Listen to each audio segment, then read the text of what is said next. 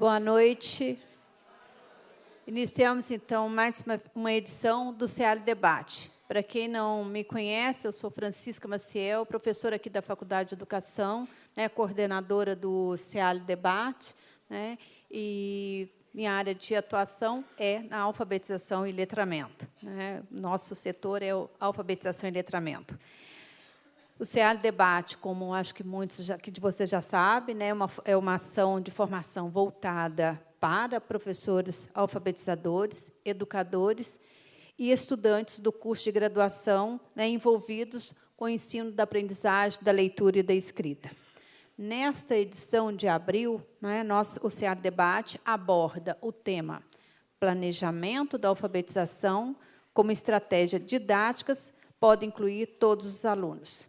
Para falar, então, sobre o assunto, nossa convidada de hoje é a professora Luciana Piccoli, uma grande amiga nossa também. Após, então, a fala da conferencista, da Luciana, nós vamos abrir para o debate, quando vocês poderão fazer as perguntas. O evento ele tem uma previsão para terminar às 21h30, e, para quem ainda não sabe, mas para receber o certificado de participação é imprescindível que vocês assinem a lista de presença na entrada, do auditório, e também com o nome completo, e não só isso, sem abreviaturas, e ter preenchido também o contato por e-mail. Isso porque o certificado ele é emitido pelo Centro de Extensão da Faculdade de Educação, o SENEX, e ele é enviado diretamente aos e-mails da lista, sem necessidade de vocês fazerem a solicitação. Mas, portanto, assinando a lista, você recebe o certificado. Não assinando, não tem como receber, é claro, nem pedir a posteriori. Essas instruções que eu estou dizendo para vocês, ela consta aí, num folheto que foi entregue para vocês, junto com o jornal Letra A.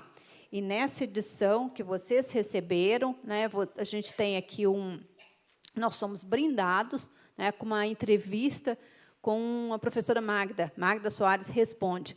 Então, esse especial foi bastante legal, como ele foi produzido, porque foi feito um levantamento de mais de 80 perguntas, questionamentos que foram enviados, e ela nos brindando, respondendo, parte, claro, que não daria conta de responder os 80, mas, assim, de uma certa forma, nós fomos contemplados aqui com as respostas da professora Magda. Então, sempre, de uma certa forma, sempre muito presente entre nós, quer dizer, a criadora desse SEALI, e podemos, de uma certa forma, sempre contar com ela, ainda que não seja ela aqui presente, mas, assim, nas suas produções. Então, esse jornal que vocês receberam, acho que não deixe de ler, de dialogar com eles, e também, sempre que possível, nos dar um retorno sobre o que vocês fazem, o que vocês produzem, não só sobre o jornal, mas também sobre os nossos eventos, o SEALI Debate. É sempre bom a gente ter um retorno. Este evento também ele está sendo gravado, e ele, assim como é a nossa responsabilidade, uma responsabilidade social, enquanto uma instituição pública, de socializar aquilo que a gente faz ou aquilo que os nossos colegas vêm produzindo, ele fica disponível nos próximos dias no portal do SEALI, que é o www.seali.fai.fmg.br. E essa também é uma forma, porque a gente sabe, não só de retomar as questões, mas para que também vocês possam, seja material de estudo ou de trabalho de vocês junto às instituições. Então, fica disponível. A palestra, então, planejamento da alfabetização, como estratégias didáticas podem incluir todos os alunos, vai tratar, então, de um dos grandes desafios nossos do cotidiano, que envolve o nosso trabalho como docente. Como organizar o planejamento didático, considerando as heterogeneidades de aprendizagem dos alunos?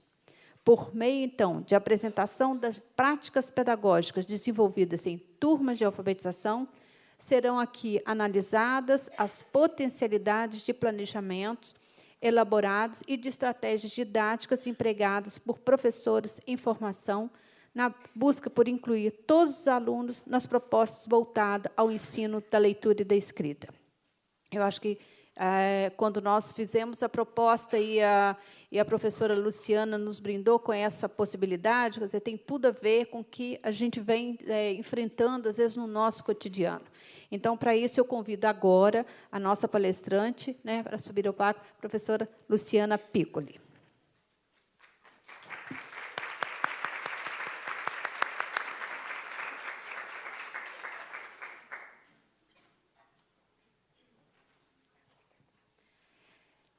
Obrigada, Luciana. Luciana Piccoli é doutora em Educação pela Universidade Federal do Rio Grande do Sul, a mesma instituição em que se formou em Pedagogia e da qual é professora e pesquisadora desde 2009.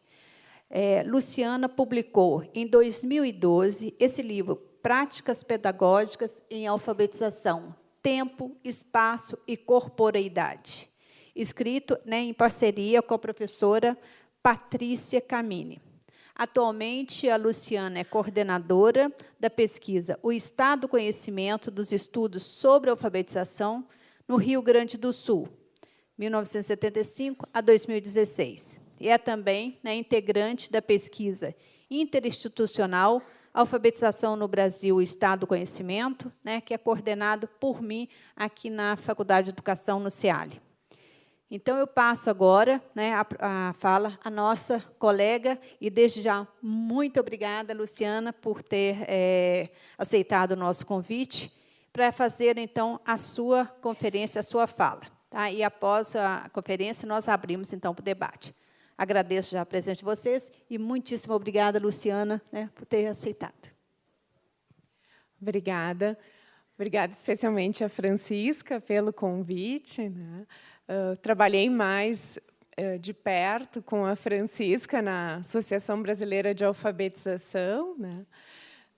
Então, me sinto muito honrada por ocupar, né, esse lugar agora aqui como palestrante. Eu comentei até com a Francisca que eu me lembro da primeira vez que eu estive aqui, foi em 2007, no colóquio sobre letramento e cultura escrita, né? Então, na condição de aluna de doutorado, então, realmente é uma satisfação ocupar agora esse lugar. Obrigada.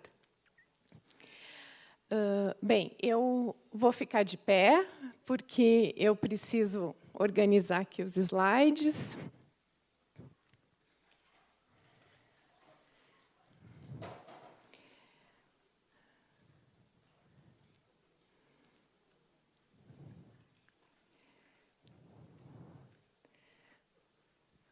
Vamos ver.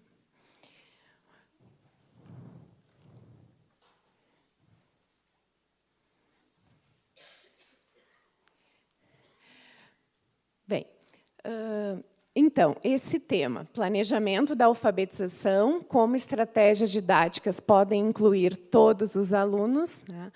Ele se coloca para todos nós, professores alfabetizadores, como um desafio, né?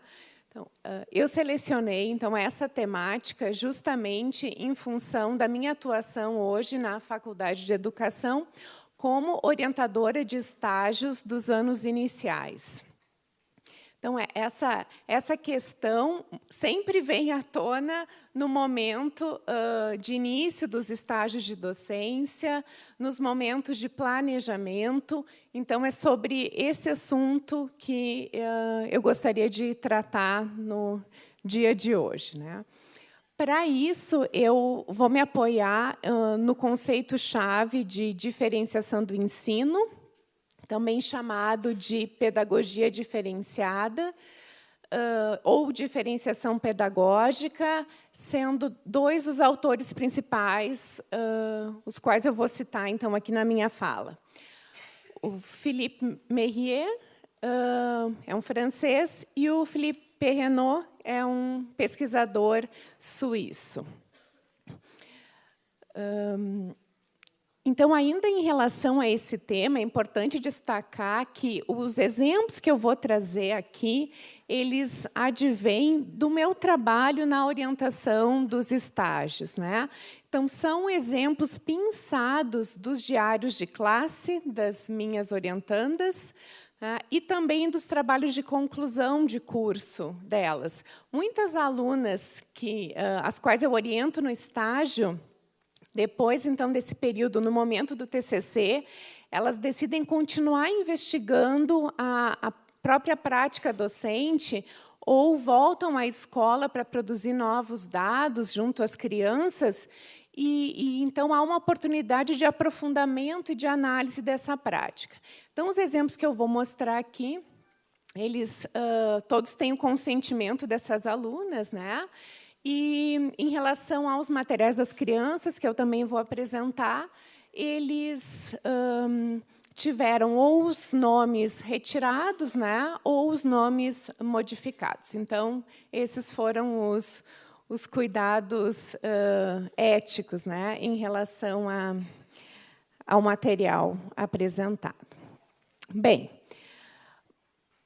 então, iniciando, eu trago alguns questionamentos de professoras em formação, e não só professoras em formação, professoras também já experientes, né, em momentos de formação continuada, que se deparam, então, com essas urgências da sala de aula no que se refere a esse atendimento mais equitativo das crianças e nessa demanda que é, então, incluir a todos nas propostas.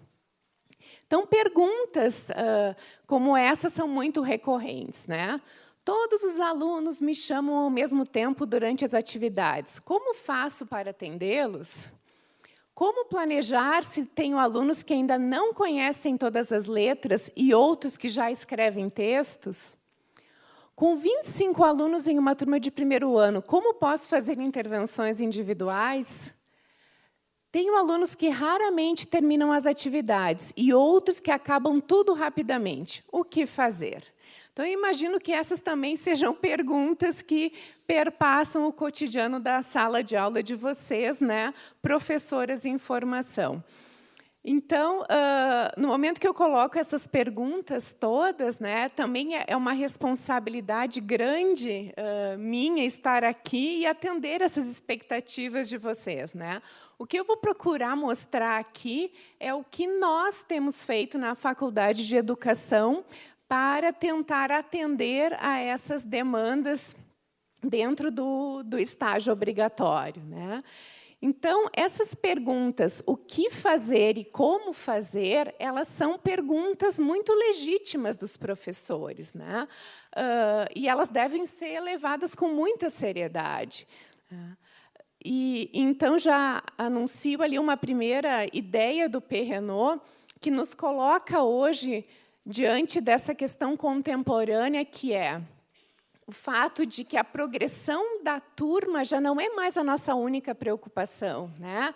Mas, sim, os percursos individuais de formação dos alunos, né? E a pedagogia diferenciada, para que se pense, então, como é que cada aluno progride. Então, isso, às vezes, pode parecer muito desanimador para o professor, né? Meu Deus, como é que eu vou dar conta das especificidades de cada um dos sujeitos da sala de aula, né? Então, é um pouco isso que eu vou procurar questionar e debater com vocês nessa noite. Bem, então, aqui eu apresento uma ilustração da Silvia Farré.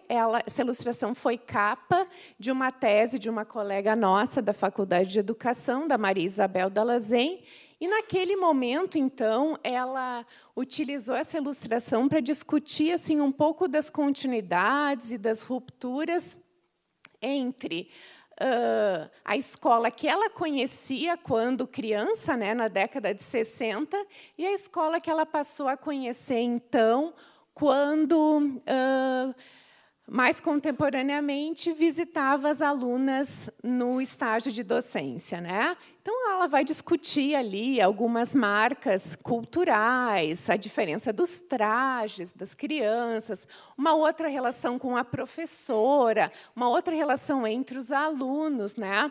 Mas também algumas permanências, como, por exemplo, o quadro de giz, a maçã ali na mão da aluna, né, como um selo bem escolar.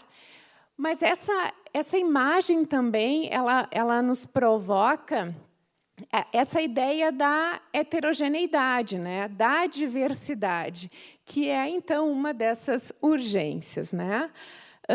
O Philippe Mérier, que é esse outro autor que trabalha com essa ideia da diferenciação do ensino, ele vai mostrar o quanto a homogeneidade, a heterogeneidade, elas são necessárias para a constituição da riqueza da escola, né? O quanto é necessário que tanto o direito à semelhança e o direito à diferença seja contemplado nas práticas pedagógicas. Bem, em relação a isso, quando a gente pensa em heterogeneidade, já vem à nossa mente, para as alfabetizadoras, né, o quanto as crianças chegam no primeiro ano, né, com diferentes processos, diferentes conhecimentos, aprendizagens. Bem, então, essa heterogeneidade também se manifesta, né, aqui em relação aos diferentes níveis de escrita das crianças. Eu trouxe um gráfico de uma aluna que fez o estágio numa turma de 2º ano, e ela faz um paralelo entre o início do estágio e o final do estágio, que é de 1 semestre. Bem, primeiro, é importante assim, a gente destacar que esse controle que o professor tem que ter em relação às aprendizagens dos alunos, ele tem que ser feito de uma forma frequente, né? Gerenciar essa progressão das aprendizagens não é algo simples, né? Mas eu queria destacar, chamar atenção ao fato de que ela, então, inicia o estágio com a turma 1/3, mais ou menos, em níveis iniciais, né? Depois, 1/3 ela tem nível intermediário, ali, silábico alfabético, e 1/3 no nível alfabético, né? Então, há uma grande variação aí das hipóteses das crianças. Com o trabalho pedagógico, a nossa intenção é que haja algo mais equitativo em relação ao andamento, então, desses níveis, né? E aí nós temos, então, em junho, a maioria da turma em níveis mais avançados, né? Alfabético, crianças já alfabetizadas, né? E não temos mais o nível pré-silábico. E aquelas 3 crianças silábicas tinham, então, outros comprometimentos para além da alfabetização, né? Bem, então, mas não é só na escrita que se manifesta essa diversidade de conhecimentos das crianças, né? Na leitura, também, nós vamos encontrar níveis diferentes. Essa aqui foi uma tabela produzida, então, pela Evelyn, uma outra aluna também com um 2º ano, em que, lá no início do estágio, ela tinha a maioria da turma, né, não realizava a leitura nem das unidades mínimas, né, da língua, a partir de uma testagem. E depois esse número, então, se inverte, né? Ela termina o estágio já com muitas crianças já sendo capazes de lerem pequenos textos. Tá? Bem,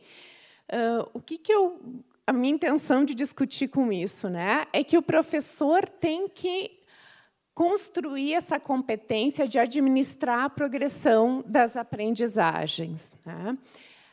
E isso significa, então, conceber situações-problemas, segundo o Perrenot, né, que são ajustadas ao nível e às possibilidades dos alunos.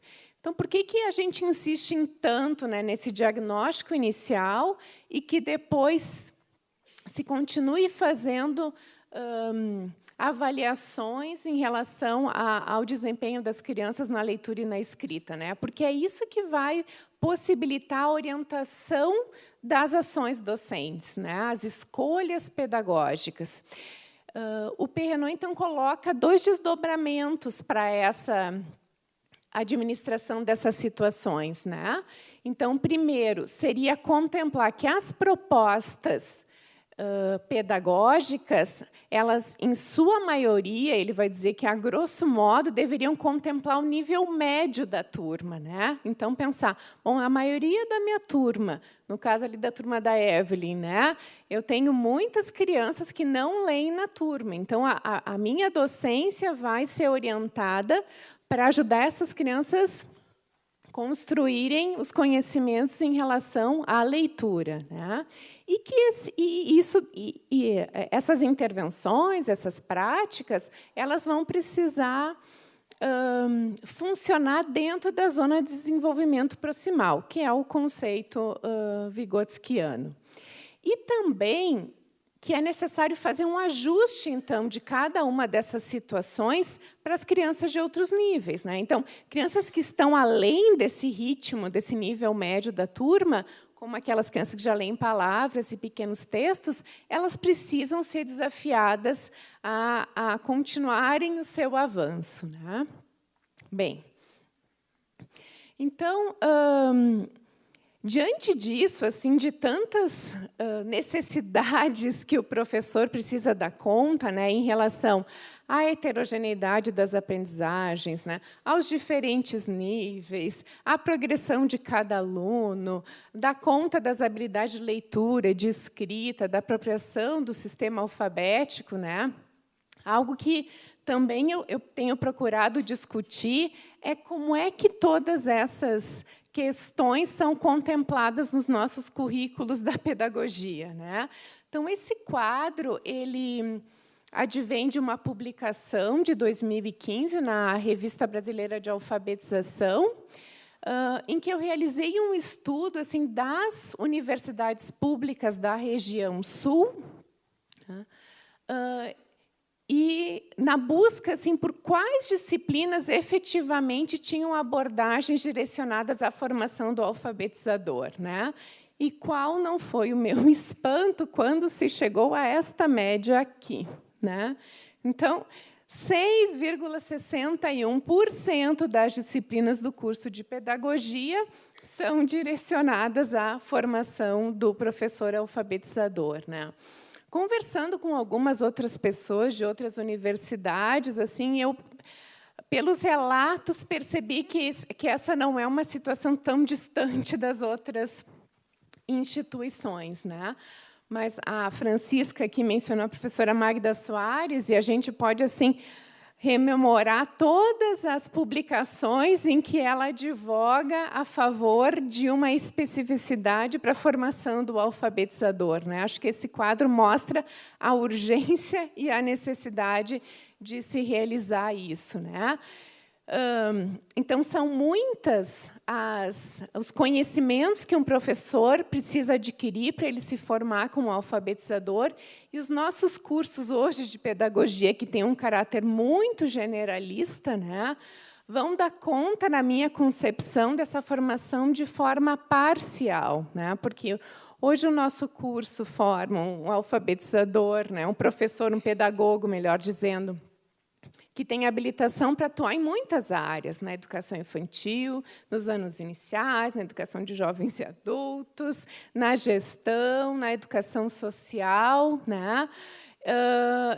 E depois do diploma, né, esse sujeito pode atuar nas mais diversas áreas, né? Então, o que eu vou discutir nesse texto, e também um pouquinho aqui, é o quanto o professor alfabetizador ele precisa de um tempo de imersão, e isso acontece no estágio de docência, né, para que ele possa, de fato, construir as habilidades, ainda que de forma inicial, né, na sua formação inicial, para a sala de aula de alfabetização, né? Então, esse é um outro desafio.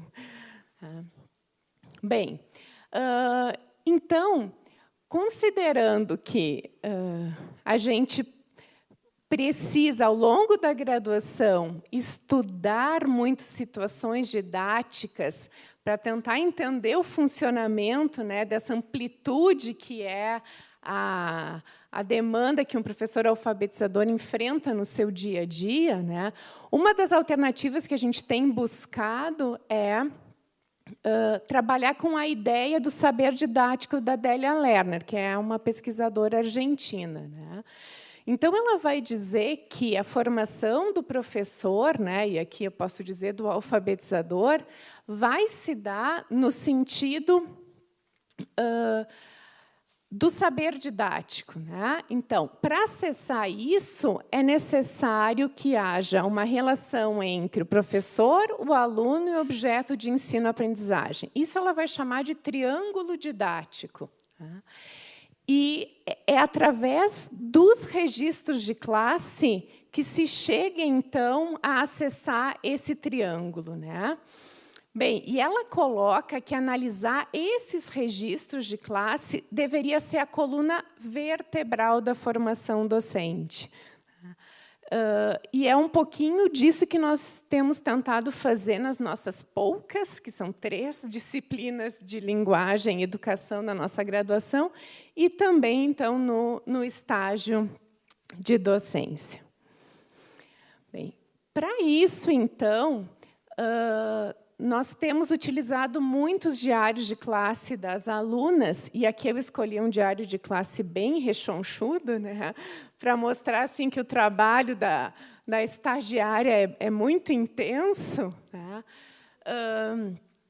porque nele vão vários documentos. Então, são esses documentos assim que são muito preciosos do ponto de vista da formação do professor, né? Então, no nosso curso, as alunas realizam um relatório de observação, que é mais inicial, assim, das impressões, em relação àquela sala de aula que vai ser o lugar do estágio de docência, da escola, da professora titular. Também há um diagnóstico dos conhecimentos dos alunos no início do estágio. As alunas também elaboram um projeto didático que vai nortear, então, esse tempo, né, dos 4 meses de atuação das alunas. E também, no diário de classe, aí é o que toma realmente mais volume, há, então, o planejamento semanal. Como é que ele funciona, né? É um quadro síntese da semana e também os planos diários. Nesses planos diários estão a descrição das estratégias de ensino e os exemplos dos materiais. Tenho aqui eu copiei assim uma página do diário da Camila para mostrar, então, como as alunas realizaram ali a apresentação da atividade. Ali vocês devem conhecer, né, o jogo do pacto, né, uma cartela. É uma pena que não aparece ali, mas tem os registros dela à mão, né, que foram em relação às palavras que foram exploradas com as crianças, o registro que foi feito, né, e também uma anotação que ela fez ali num post-it, né, que eu vou ler aqui para você, se eu conseguir.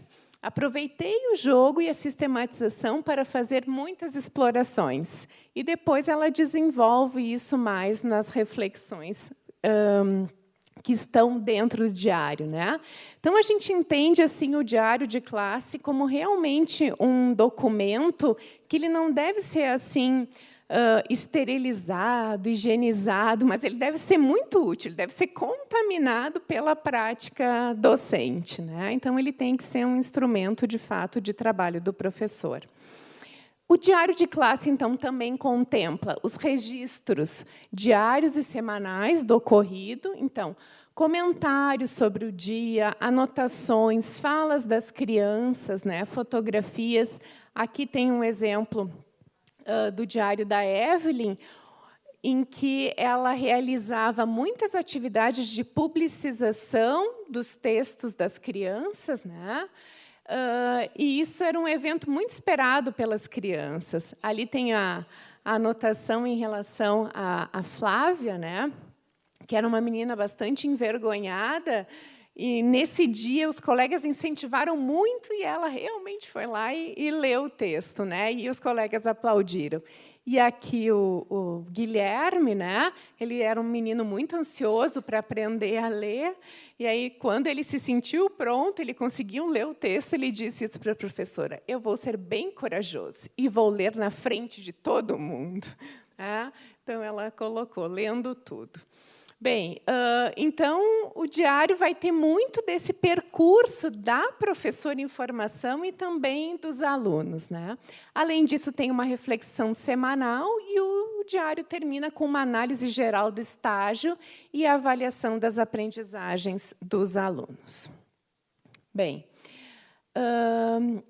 é uma pena que vocês não vão conseguir ler, eu vou ter que ler aqui da minha tela. Mas, enfim, aqui eu coloquei um exemplo, então, de um registro da Camila em relação a uma atividade que ela fez, que eu vou explicar em seguida para vocês, tá? Mas eu vou primeiro fazer a leitura. Bem, momentos com a audição da música foram os poucos de silêncio. Consegui dar aula utilizando muitas estratégias com os grupos. Eu já estava desanimada de tanto falar e, com muito custo, consegui silêncio para explicar a atividade do cartaz em grupo e os post-its. Foi aí que fui surpreendida, essa docência. As crianças se motivaram, se interessaram e capricharam na confecção do cartaz e na escrita dos post-its. Divertiram-se e riram muito fazendo cartaz. Perguntas de hoje, ela coloca. Como atrair a atenção quando a maioria não ouve? Como não perder tanto tempo pedindo silêncio? O que fazer quando todos querem atenção? Será que vou conseguir ensinar os pré-silábicos? Então, assim, o diário de classe aqui, ele faz esse papel, né, de instrumento de desenvolvimento profissional. Então, ao mesmo tempo que a Camila se coloca ali os dilemas que são próprios em relação à profissão, aquilo que ela vivencia na sala de aula, como diz o Miguel Zabalza, ela também já consegue aqui pensar em alternativas para essas questões, e ela vai desenvolver isso melhor depois na reflexão semanal, né? Então, a turma da Camila era uma turma muito participativa e ela, mais do que a dificuldade da heterogeneidade dos níveis, ela tinha a heterogeneidade dos comportamentos para dar conta. Então, a questão da gestão da sala de aula, da coordenação do grupo, era um grande desafio nessa turma, né?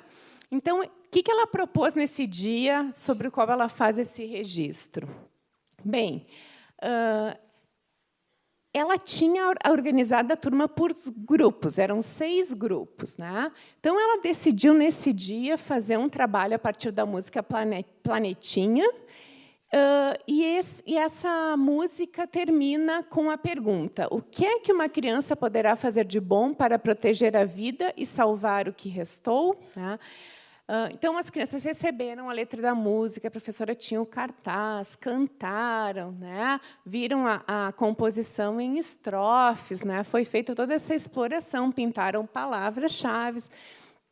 E, depois, então, a proposta da professora foi organizar 2 grandes grupos de trabalho, né? Um, então, que ficasse na confecção do cartaz, e o outro grupo que ganharia post-its, então, para responder essa pergunta. Bem, e depois do recreio, ela inverteu os grupos, né? Tudo isso ela explicou minuciosamente para as crianças, e tudo isso está muito bem descrito no planejamento dela, o que significa que ela realmente planejou passo a passo dessa atividade, né? E aí, então, temos o resultado. Um cartaz que ficou assim muito bonito, visivelmente assim. É uma produção coletiva, é uma produção interativa, tem uma escrita aí que tem um sentido articulado ao projeto, que era sobre meio ambiente. Então, as crianças perceberam uma função comunicativa dessa escrita, e aqui a gente pode até perceber o volume de escrita como variou de uma criança para outra, né? Ali, ó, cuidar do lixo, a escrita ali bem à esquerda, e aqui acima à direita era uma criança que tinha altas habilidades, né? E que escreveu uma longa lista do que poderia fazer.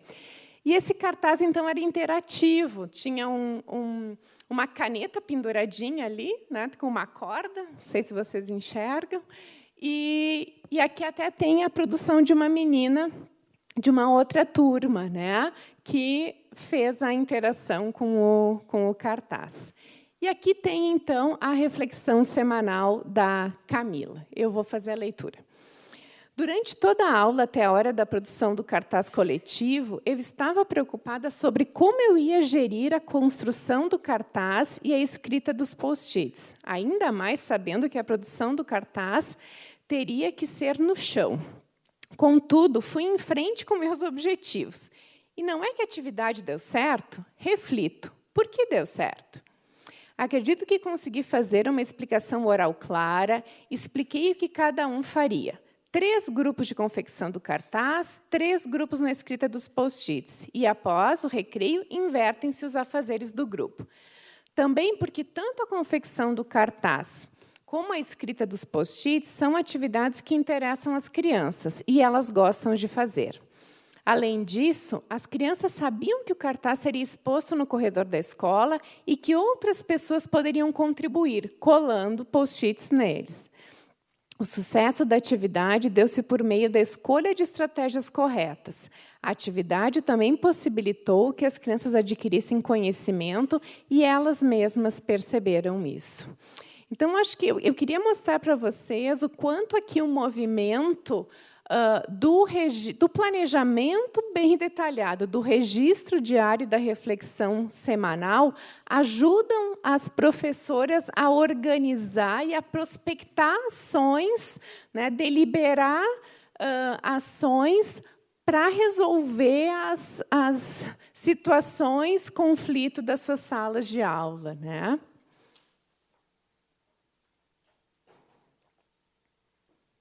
E a Camila foi uma aluna que foi apresentar o seu relato para outra turma do estágio, quando ela terminou o dela, e ela disse que ela pretende continuar com essa prática, que ela sentiu muita diferença, né, no próprio planejamento a partir desse exercício de reflexão e anotação diária. Bom, então, o que a gente viu, por enquanto, né, foi a possibilidade de trabalhar, então, com esses agrupamentos, quando a questão da heterogeneidade dos comportamentos é colocada, né? Isso também aconteceu para a turma da Elise. E ela fez um trabalho bem intenso a partir de grupos, né? Tanto que o projeto dela tinha essa fala, essa enunciação da criança, né? Prof, como posso ensinar? Foi uma pergunta que uma criança fez para ela no momento de ajuda aos colegas, né? E ela relata, então, ela fez um trabalho de conclusão de curso sobre isso, e ela relata como as crianças conseguiram, nas suas interações, possibilitar as aprendizagens, né? Então, tem ali um diálogo. Vanessa, ela diz assim, que palavra tu quer escrever? E o Carlos diz, quero escrever bola. Então, como é que escreve bola? O B e o L. Ela diz, não, bó. O Carlos, o O. E a Vanessa diz, acertou. E o lá, L. E a Vanessa, e o que mais? O L e o A, acertou. E a Elise disse, narra no TCC, o quanto a Vanessa vibrava, então, com essa produção do Carlos, né? Depois disso, a Elise decidiu fazer grupos focais com as crianças no momento do TCC. Ela queria escutar o que as crianças diziam sobre essa atividade, né, e essa experiência dos trabalhos em grupo, né? E a Vanessa diz assim, quase sempre eu sentava no grupo do Carlos, porque eu sei ajudar ele nas letras. E o Carlos diz, eu lembro que a Vanessa me ajudou e agora eu já sei até ler e escrever, né? Então, aqui é importante assim marcar o quanto as interações entre as crianças são produtivas e, às vezes, como professores, a gente nem percebe, não se dá conta, né, dessas conversas que as crianças vão realizando na sala de aula, e muitas vezes elas colocam perguntas ou fazem orientações para os colegas que nós, adultos já alfabetizados, não faríamos mais, né? Então, o Perrenot vai dizer que é necessário, então, pensar, jogar com os agrupamentos, com os dispositivos didáticos, com as interações, porque não é possível a gente assumir para nós assim, a responsabilidade de intervir em todos os momentos. Isso não é possível, né, na gestão da sala de aula, né? Então, é preciso aproveitar esses agrupamentos entre as crianças.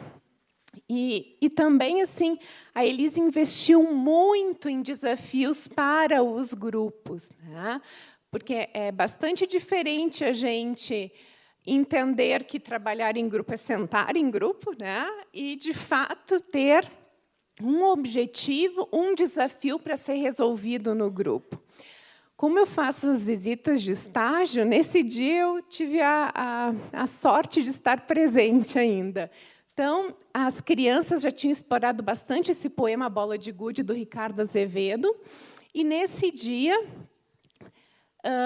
havia uma gincana na turma, né? Então, teve leitura, teve declamação e teve a montagem do poema nessa gincana. Depois, ele ainda foi apresentado no conselho de classe, que é um conselho de classe participativo para as famílias, né?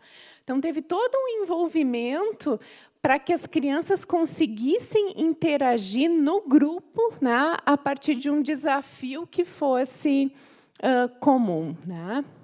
Bem, então, novamente, o Perrenot vai colocar como uma competência que o professor precisa desenvolver, né, conceber e fazer evoluir esses dispositivos de diferenciação, que aqui seria, então, desenvolver a cooperação entre os alunos, né? Então, vejam, assim, numa classe em que a gente poderia pensar que, meu Deus do céu, não posso trabalhar em grupo, porque essas crianças eram muito conflituosas, eram muito individualistas, né? A professora conseguiu, justamente, propondo desafios e atividades em grupo, em que tivessem um objetivo comum, romper com esses comportamentos, né, e criar relações mais solidárias, de cooperação. Bem, então, aqui, mais um exemplo, né, também dessa mesma turma. Isso foi mais ao final do estágio, eu só queria mostrar assim, um pouquinho para vocês da progressão dessa turma mesmo, né, no sentido de conseguir construir esses conceitos.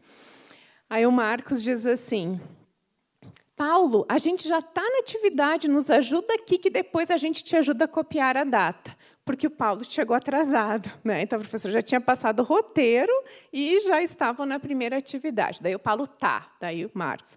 Porto Alegre, 14 de abril de 2014. E o Paulo, para fazer o Porto Alegre. Aí o Marcos soletra. O Paulo, deu, né? Tinha conseguido anotar rapidinho. Marcos soletra Alegre e diz: tenta ser rápido para a gente fazer o texto da Páscoa, que era a tarefa coletiva. O Paulo diz: os números eu já sei. E aí o Marcos soletra o mês de abril, né?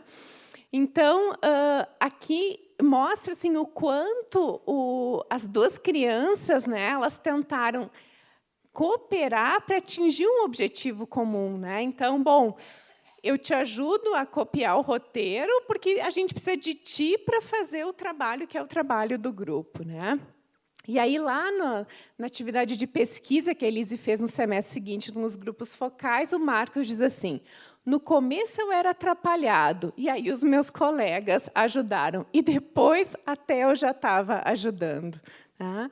Então, aqui aparece um pouco dessa construção, né? E o Philippe Merrier vai colocar, então, ele apresenta no seu livro várias tensões, e uma delas é essa tensão, né, entre grupos homogêneos e heterogêneos, entre adaptação às necessidades de cada um e enriquecimento pelas diferenças, intercalar permanentemente os modos de agrupamento. Então, acho bem pertinente isso, porque a gente pode cair nessa sedução, né, de manter sempre os mesmos grupos, e a ideia aqui que os autores colocam, e que também a gente percebe o efeito na sala de aula, é, de fato, da necessidade de reagrupamentos, porque as crianças vão ter similaridades em determinadas habilidades e não em outras, né? Então, é necessário os reagrupamentos. Bom, então, agora, indo mais em direção às questões da diferenciação na alfabetização, né, eu apresento assim, um pouquinho desse ofício mais do alfabetizador, né, e aqui com materiais elaborados por uma aluna, professora de primeiro ano, então, né, estagiária. E esses materiais ela fez para a sua primeira semana de docência, né? Então, vocês vejam, mesa cheia, trabalhou bastante, né?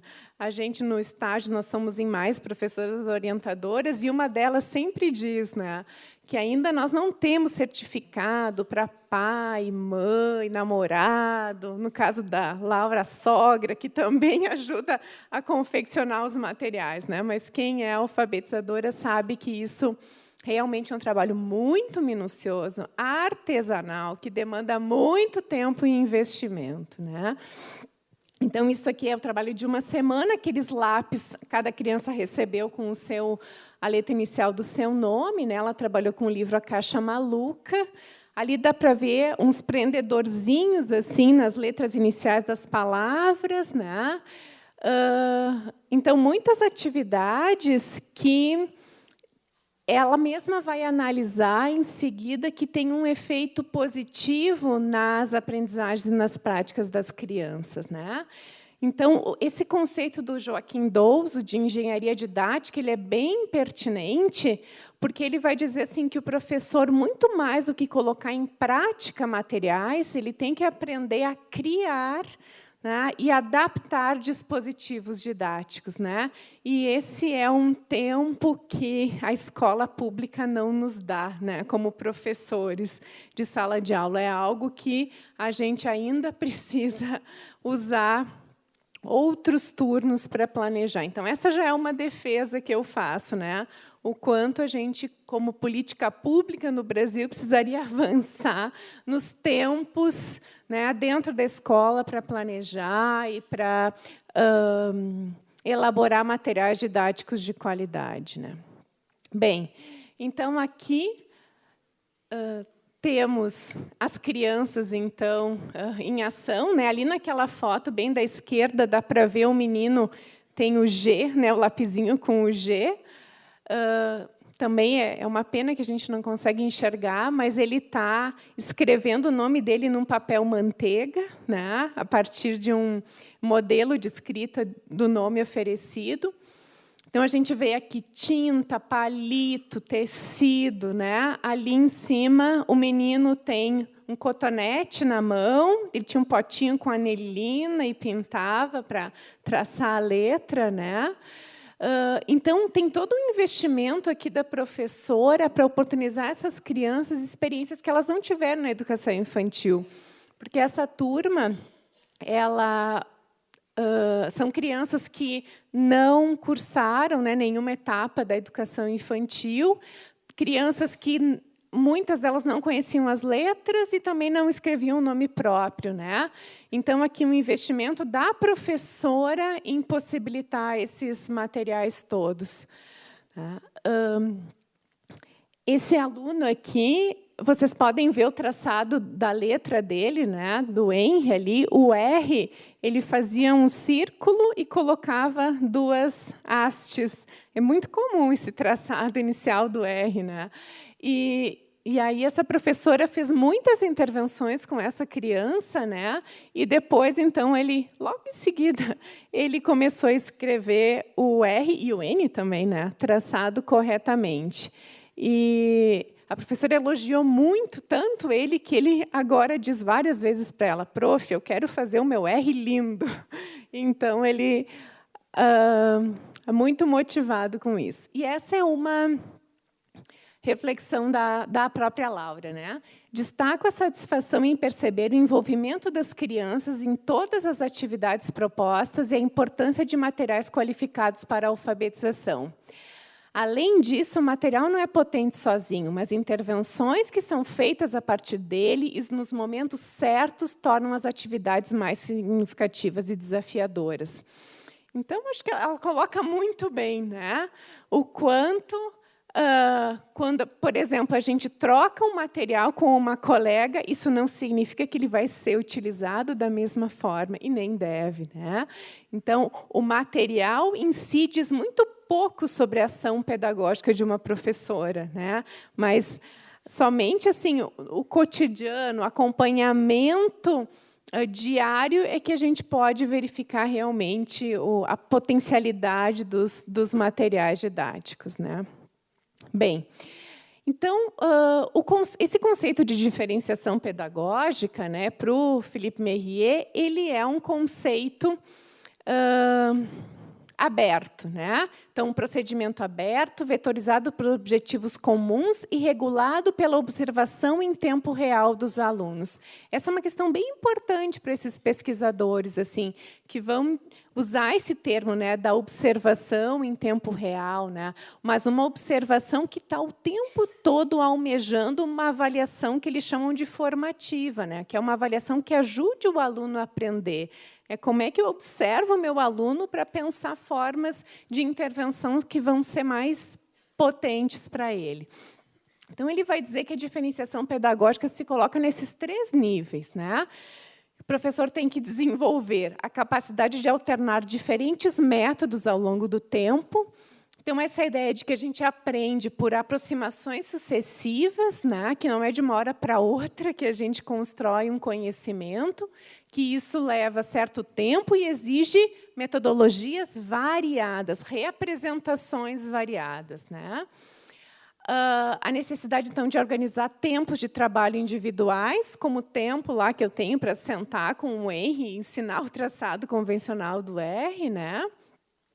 E a implantação de grupos de necessidade, né? Sobre isso eu vou mostrar agora vários exemplos, tá? Bem, mas enfim, em relação a todas essas questões que se colocam para a formação do alfabetizador, né? Acho que tem uma delas que é a docência solidária, que a gente ainda precisa avançar bastante, né? Então, essa é uma expressão que aparece nas diretrizes curriculares nacionais de 2013, né? E se a gente for pensar um pouquinho no nosso trabalho de sala de aula, a nossa docência, a gente pode dizer que ela tem sido muito mais solitária do que solidária, né? Então, para a gente pensar na eficácia da diferenciação pedagógica, né, o Philippe Mérier coloca que isso está subordinado à riqueza da paleta metodológica do professor, a capacidade de extrair de sua memória pedagógica materiais, dispositivos, métodos de trabalho para colocar à disposição dos objetivos que ele procura atingir. Então, como no estágio essas professoras em formação elas ainda não têm esse tempo de experiência, essa vasta paleta metodológica, né? A não ser, claro, aquelas que tiveram oportunidade de atuar já como professoras por mais tempo, né? Essa docência solidária ela se coloca de uma outra forma, né? Que é, então, a oportunidade de a gente, nos dias de orientação presencial, que nós temos uma vez por semana, né? De conversar, trocar propostas, mas, mais do que isso, trocar estratégias pedagógicas entre o grupo de orientação, né? Então, aí tem uma imagem do grupo desse semestre, né? Em que a gente procura, então, realmente fazer uma rede de socialização dos materiais e das estratégias didáticas. Nesse momento, também se mostram os materiais dos alunos, os avanços, produções de algumas crianças que preocupam, né? Mas tendo sempre essa ideia da flexibilização das propostas. Como é que, na minha turma, eu posso fazer um desdobramento ou um ajuste para também poder diversificar as minhas abordagens, né? E ele tem uma expressão utilizada no meu texto com a Patrícia Camini, que é a ideia do patrimônio pedagógico e material do alfabetizador. Tem um artigo nosso que está na revista Pátio que tem essa ideia, né? O quanto, então, o que o professor faz na sala de aula está muito além da folha que ele apresenta, né? Do jogo, do cartaz, e que isso, na verdade, é o importante de ser compartilhado entre os professores, né? As estratégias pedagógicas e não apenas os materiais. Bem, então, além da docência solidária, tem essa outra ideia que tem nos ajudado muito no estágio, que é a ideia da docência compartilhada. Bom, então, no estágio, a docência compartilhada acontece com a professora titular, né? A professora que empresta sua turma para que haja, então, o estágio de docência. Essa aluna, a Aline, ela teve uma titular muito parceira, né? Ela, inclusive, colocava no próprio planejamento dela uma divisão do trabalho pedagógico para organizar, né, os atendimentos das crianças. Então, ela diz assim: durante o período de estágio, pude vivenciar a docência compartilhada com a professora titular da turma, pois esta permanecia em sala de aula, partilhando sua experiência como docente comigo e orientando os alunos. Agora eu vou pular ali um pouquinho. Nas atividades coletivas, eu realizava uma primeira exploração com toda a turma, encaminhando a tarefa. E, após isso, realizava as intervenções diferenciadas com duplas ou individualmente. Nesses momentos, a professora titular da turma auxiliava os alunos do grupo 1, enquanto eu atendia os do grupo 2. Como ela fez depois um trabalho de conclusão de curso sobre as aprendizagens das crianças, né?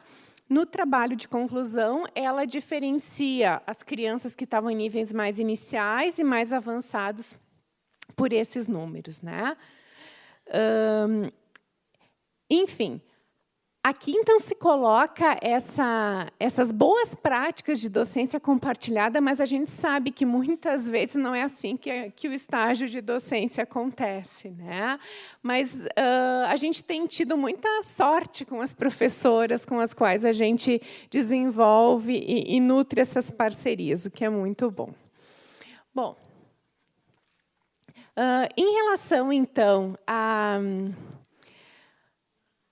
a pedagogia diferenciada, né, tem um outro aspecto que eu acho que é importante, que os autores vão referir, que é o fato de que a pedagogia deve oferecer, então, os meios para os alunos apropriarem-se dos saberes, respeitando as suas necessidades específicas e acompanhando o melhor possível em sua trajetória de aprendizagem, né? Mas isso, assim, coloca o professor numa situação um tanto complicada, né? Como é que eu vou atender os meus alunos, né? É isso, fazer um atendimento individual? Não é isso, né? Então, o professor ele precisa aprender a encontrar conhecimentos que são partilhados entre os alunos, né? Encontrar uma forma, então, de reduzir a diversidade e tratar essa diversidade de uma maneira aceitável, né? Porque não é possível o professor fazer um trabalho como se fosse uma tutoria, né? Ou o trabalho como se fosse um professor particular dos alunos, né? Então, o próprio Merrier sugere essa ideia de reagrupamentos temporários de necessidades específicas. Então, conforme as necessidades da turma e dos grupos, a reorganização, então, das crianças. E ele vai dizer que, fazendo isso, ao mesmo tempo, é possível reconhecer a especificidade das crianças, né? E reduzir essa diversidade, que é social, cognitiva, afetiva, de várias ordens, né? Para uma diversidade sobre a qual o professor consegue ter um certo controle, né? Então, a partir de agora, eu vou mostrar exemplos em relação, então, à leitura e à escrita, especificamente mais sobre o sistema de escrita alfabética, que vão procurar exemplificar essas questões, né? Então, aqui, a Aline, ela tinha uma turma também no segundo semestre, no segundo ano, em que metade da turma estava nos níveis muito iniciais ainda, né? De leitura e de escrita. E ela, então, propõe essa atividade, que é uma atividade de ordenação do poema, né? E aqui a gente pode pensar, bom, eu já sei o que ela vai fazer, vai pedir para eles ordenarem um poema, isso é tão óbvio, né? A gente já conhece o funcionamento dessas atividades, né? Mas ela faz uma diferenciação muito importante aqui, né? Então, ela diz assim: apresentarei uma parte do poema, já conhecida da turma, faremos a leitura coletiva e recolherei o cartaz. Depois distribuirei uma folha com os versos do texto desordenados. Os alunos terão que recortar e ordená-los na sequência correta. Depois colarão no caderno. Aqui é que vem a diferenciação, né? Ficarei junto aos alunos em etapas iniciais da leitura. A estes integrarei os versos de uma estrofe por vez para que ordenem, perguntando com qual palavra começa o primeiro verso, com qual sílaba ou letra esta palavra começa, com qual palavra está no final do verso, com qual sílaba ou letra termina esta palavra.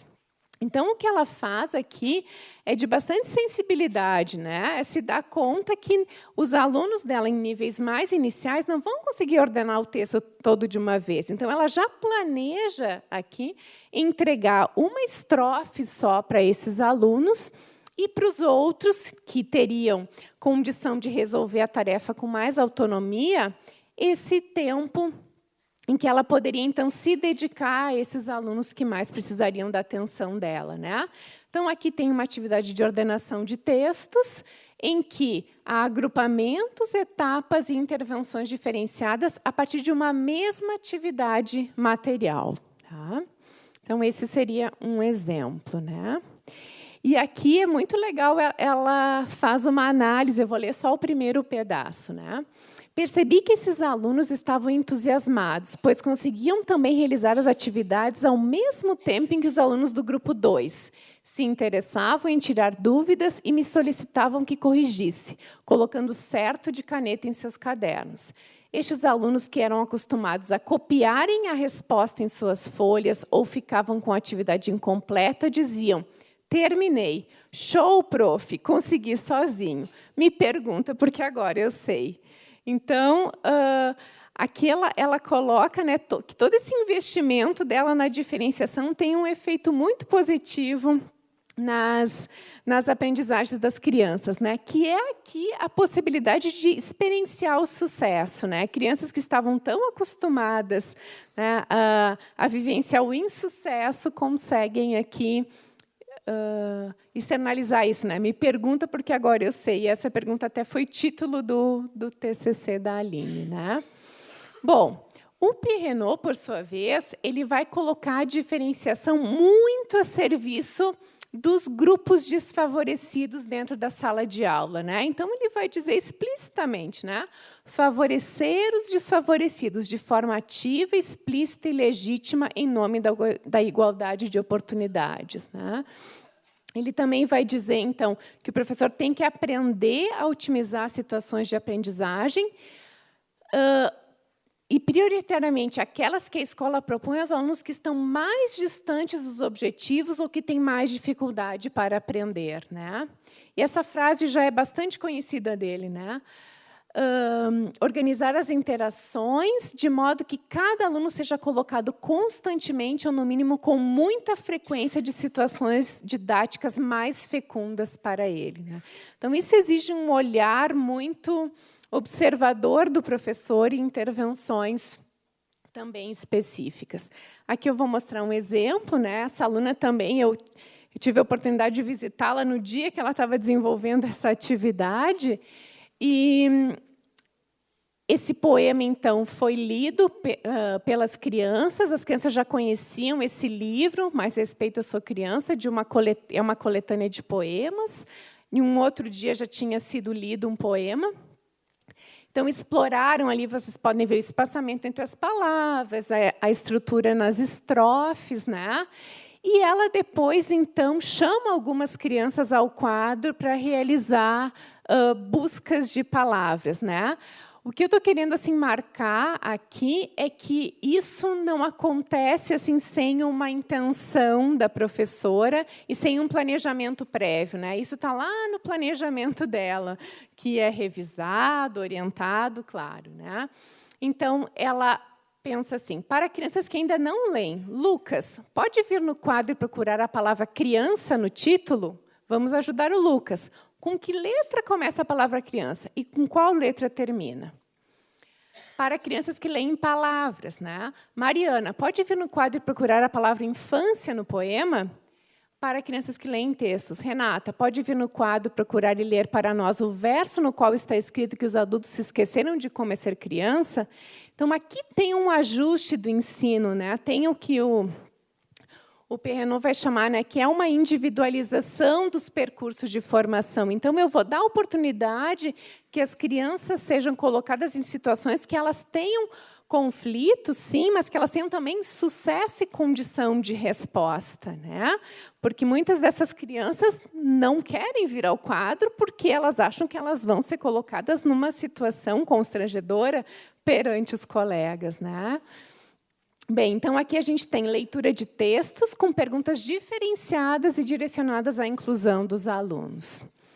Aqui também é uma atividade diferenciada, né, em que um grupo de alunos, essa é da Thalita, né, os alunos, então, vão receber folhas aqui, atividades diferenciadas. De um lado, as crianças vão ter que relacionar a imagem e a palavra, e, de outro, a imagem, uma pena que a gente não consegue ver com todos os detalhes, né? E depois ali são pistas sobre os personagens, são personagens da história Peter Pan, né? Então, ela coloca para crianças nos níveis iniciais de leitura aquela proposta das palavras. E essa aqui, então, para as crianças mais avançadas. Nesse dia eu também participei. Vocês viram, eu escolho muitos exemplos em que eu estava presente, porque, claro, eles são muito ricos para mim, né? E aí, o que eu consegui perceber? A professora titular era muito presente nessa sala de aula. Então, ela conseguia ficar atendendo mais uma criança em especial, que não conhecia nem as letras ainda, então ela precisou de apoio quase que constante para realizar as atividades, enquanto a Thalita, a professora estagiária, conseguiu circular, fazendo várias intervenções pontuais entre esses alunos, né? Bom, então aqui a gente tem materiais, unidades linguísticas e intervenções diferenciadas, né? Bem, aqui um dos últimos exemplos sobre leitura, então, é da turma da Evelyn, daquele primeiro quadro que a gente viu no início, em que ela decide, então, fazer agrupamentos na leitura. Então, ela transforma isso como uma atividade permanente. Funcionou muito bem na sala de aula dela, né? Então, eu e a Carla decidimos organizar a turma em grupos de acordo com os níveis de leitura nas quartas, podendo fazer intervenções diretas com um número maior de alunos. Vou tentar tornar essa atividade algo permanente. Então, como ela tinha aquela turma com muita diferença, né, na habilidade da leitura, era muito necessário que se fizessem intervenções mais pontuais, né? Então, aqui a gente vai ter agrupamentos materiais, atividades e intervenções diferenciadas. As crianças tinham ido ao teatro assistir essa peça Lili Inventa o Mundo, do Mário Quintana. Então, a professora retirou excertos, pequenos textos, né, desse livro, para que as crianças lessem, né? Então, aqui, para os alunos que liam algumas palavras, o desafio era encontrar a palavra que correspondesse à figura e pintar todas as vezes que aparece, né? Então, textos bem curtos.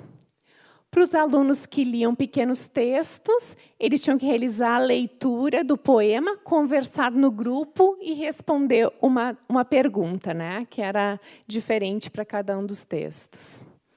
E para os alunos que liam textos mais longos com autonomia, então, alguns na letra maiúscula e outros na minúscula, né? Era realizar a leitura, conversar no grupo e pintar as palavras que faziam a rima, né? Então, depois de várias semanas com atividades assim, né, a Evelyn avaliou essa proposta. Outro aspecto que me ajudou a contornar as dificuldades foi a percepção dos avanços das crianças. Ainda que com imprevisto nos planejamentos e remanejo de atividades, os alunos e as alunas da turma demonstraram grandes avanços em suas aprendizagens, principalmente no que diz respeito à leitura. Os grupos específicos, organizados mais frequentemente nesses últimos dias, foram uma boa oportunidade para acompanhar de perto o desenvolvimento das crianças e também para realizar intervenções pontuais com aquelas que apresentam mais dificuldades. A meta é tentar tornar isto algo cada vez mais frequente até o final do estágio. Então, aqui ela avalia essa pertinência, né, e a produtividade dessa proposta. Isso tem muito a ver com a ideia da avaliação formativa, que o Perrenot vai dizer, né? Que, então, é essa avaliação diária que o professor faz, né? Que se inscreve na relação diária com os alunos, e o objetivo é auxiliar cada um a aprender. Então, no momento que ela vai fazendo essas intervenções individuais, ela está, ao mesmo tempo, avaliando, né, cada um, as suas potencialidades, as suas dificuldades, mas também ela já vai fazendo as intervenções, né? Eu tenho tempo ainda, Francisca? Tá, um pouquinho, tá bem. Vou correr agora um pouquinho mais, então. Aqui, em relação às atividades, então, essa é a última parte da palestra, né?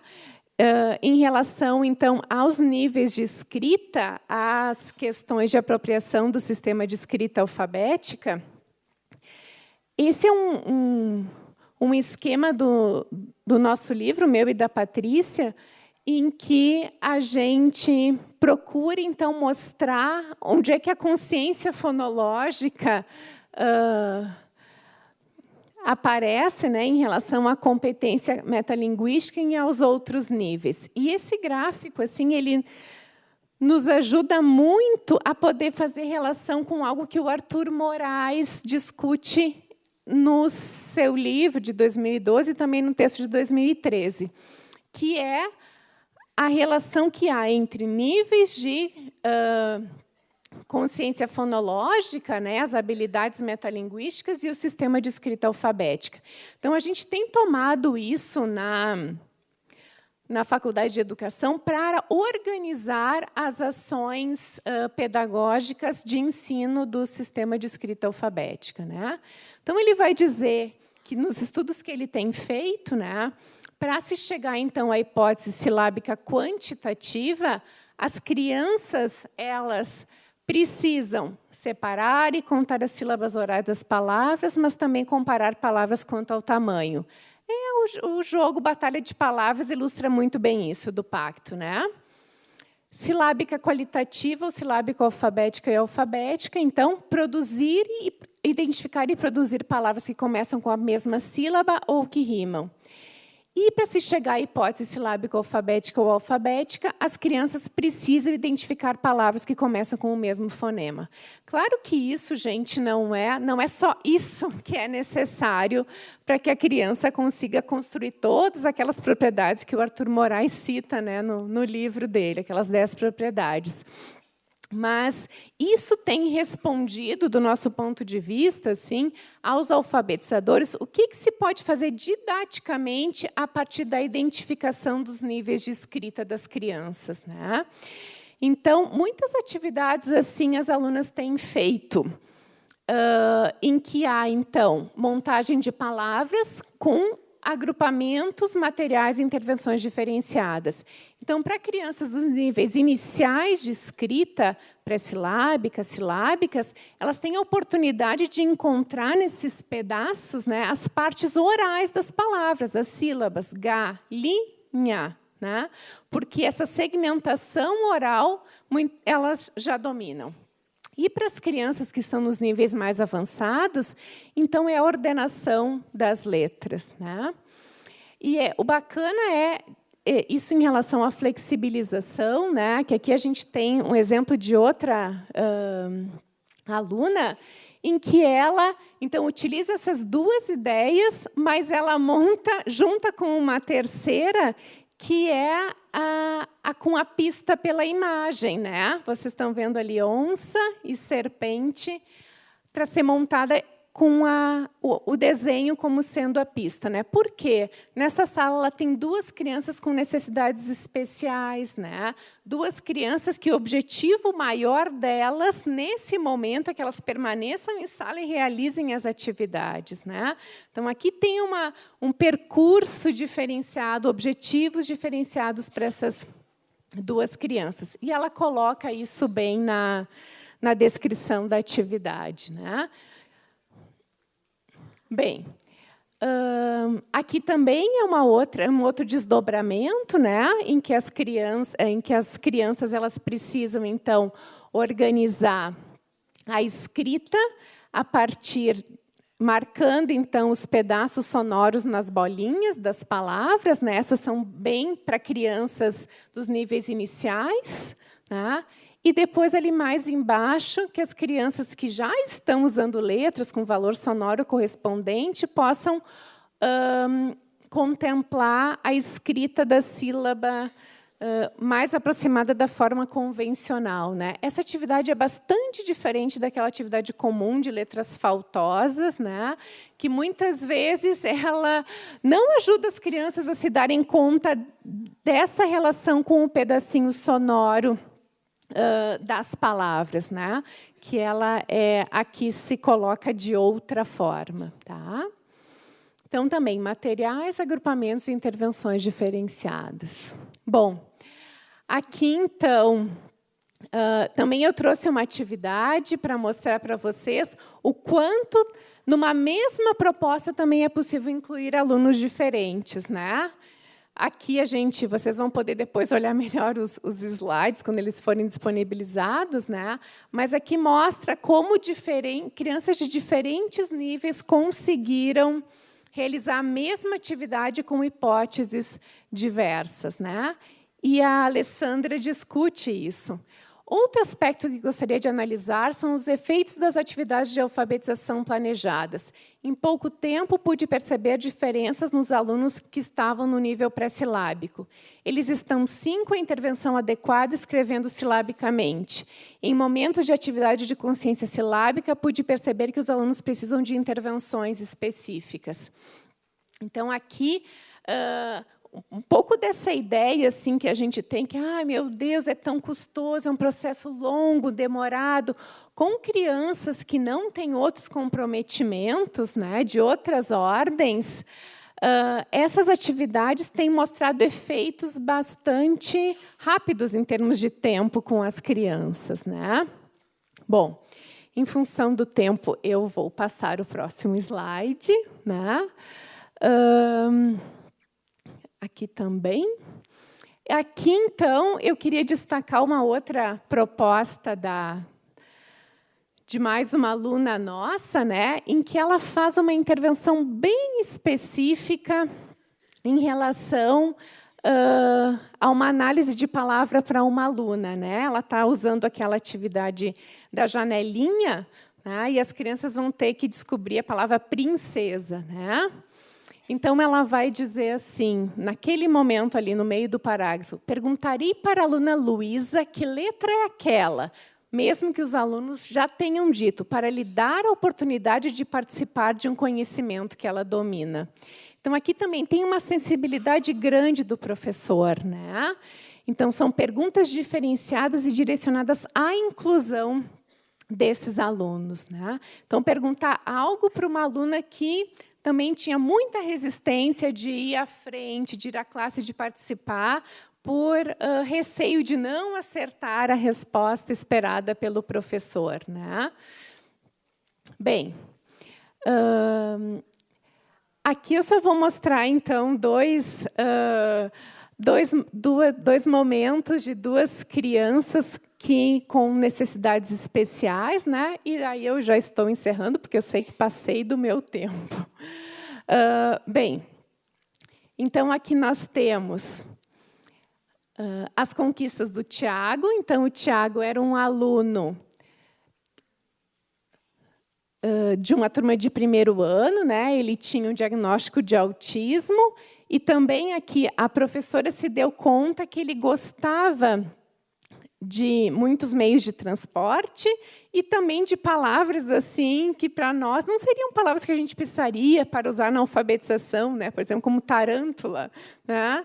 Mas eram assuntos, temas de interesse dessa criança. Então, ela foi por essa via e fez muitas atividades de montagem de palavras com ele, né? E teve muito resultado, porque essa criança era uma criança que circulava muito entre as mesas, né? Não sentava para realizar as atividades, né? E aí ela conseguiu realmente capturar esse menino, né? Então, ali a gente vê alguns avanços dele, né? E aqui essa ideia do Perrenot, né? Aqui, nós, agora, como professora, a gente tem mais esse desafio, né, que é pensar em intervenções mais específicas ainda para essas crianças com necessidades especiais, né? Então, ele vai dizer que os professores precisam aprender a desenvolver algumas competências que são específicas dos professores especializados, né? Que é o fato de construir situações didáticas sob medida e de saber negociar, explicitar um contrato didático personalizado. É ter condição de argumentar, né, que para aquele aluno o percurso vai ser outro, os objetivos vão ser outros, né? E para esse aluno aqui também, essa professora aí de terceiro ano realizou essa atividade fábrica de histórias, em que ela tirava, então, dessa caixinha essas partes, né? Era uma vez, que era o início, uma bruxa, que era o personagem, e o problema, que queria ser jogador de futebol. Aí, o que aconteceu? Cada criança recebeu um conjunto dessas 3 cartinhas, né? E esse aluno, o Osvaldo, ele foi o primeiro a receber. Era um aluno, então, com síndrome de Down, e ele começou a produzir o seu texto, e a professora ficou muito surpresa depois quando viu a produção dele, né? Então, ele escreveu ali: bola, bruxa, boa. Janela, bola, fora, bruxa. Escola, bruxa, foi. Então, assim, a gente pode ver, né, uma narrativa com uma iniciação, com uma complicação, com um desfecho. Claro que, sintaticamente, né, tem uma outra construção, né, mas é que ele consegue, então, realizar uma narrativa numa hipótese aqui que é silábico-alfabética, né? E no início do ano, no início do estágio, na verdade, ele escrevia só com as letras do nome, não controlava os pedacinhos sonoros, né? E aqui, do outro lado, tem uma produção da Mariana, aí sim, né, uma criança que já escrevia com a letra cursiva, escreveu um texto longo, né? Então, isso na mesma turma. Então, encerrando, assim, acho que a minha defesa hoje foi, né, por mais pedagogias diferenciadas, né? Então, além dos pontos que eu destaquei, assim, eu só queria enfatizar mais um deles, que é assim, o quanto, para a gente, como professores, conseguir implementar todas essas ações, ainda nós precisamos de muitas políticas públicas de apoio, né? Políticas públicas da ordem do tempo de permanência em sala de aula, né? Da diminuição do número de alunos por turma para serem atendidos, de um professor que apoie mais esses casos com as necessidades especiais, né? E de tempo, de fato, para planejamento, para docência solidária que está prevista, né? Então, eu vou terminar assim com... vou ler só aqui o trecho da direita, né? Porque eu acho que, por mais que dentro das escolas a situação seja, às vezes, muito difícil, eu acho que a gente sempre tem brechas, né? Sempre tem momentos em que a gente pode encontrar alternativas para os nossos conflitos, né?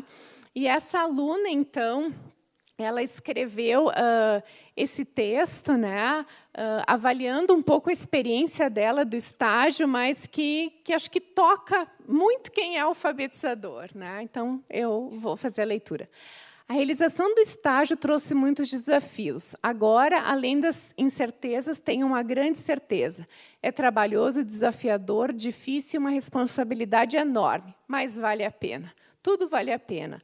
A satisfação de acompanhar os avanços das crianças, o processo delas, cada pequena conquista. A primeira palavra, a primeira leitura. Aprender a ser alfabetizador indescritível. É bom demais. Tá bem? Então, aqui estão as referências. Agradeço a atenção de vocês, peço desculpas pelo tempo e agora me coloco à disposição para as perguntas.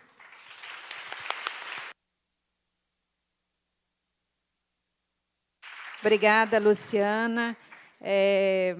Com certeza, uma noite bastante diferenciada, com muitas indagações e muitos desafios para nós.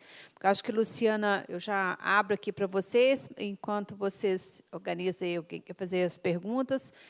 Eu já queria aqui destacar, né? Porque, por exemplo, assim, Luciana traz para nós aqui hoje, quer dizer assim, não só o lugar nosso enquanto professora formadora, o lugar nosso enquanto aluno da graduação, aluno da pedagogia, os nossos desafios, o nosso compromisso com os estágios, e também o nosso lugar enquanto professor que estou recebendo esse aluno. Né, o aluno estagiário, quer dizer, o compromisso nosso de formador, o compromisso do estagiário e o compromisso também do professor que recebe esse estagiário. E, além disso, mostrando para a gente, quer dizer, assim, porque, como ela bem apontou na proposta, quer dizer, os nossos desafios do cotidiano, eles são cada vez maiores, né, no sentido de que, por exemplo, trazer pensar numa pedagogia diferenciada.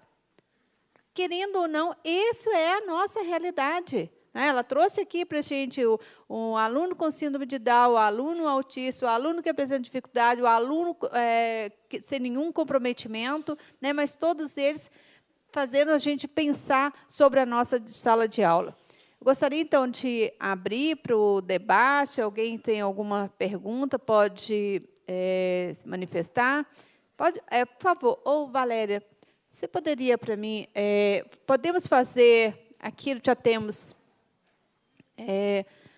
só gostaríamos que a gente fizesse, poderíamos, então, aqui nós temos a pergunta ali, quem levantou ali, como é que, né? Oi? Então, aí você, depois ali a gente tem um mocinho ali, e tem aqui na frente 3. Então, vamos fazer em bloco as 3 perguntas, tá? Para a gente aproveitar o tempo. Boa noite, Luciana. Obrigada pelas informações da sua pesquisa. Eu sou alfabetizadora da cidade de Formiga e trabalho também na cidade de Arcos.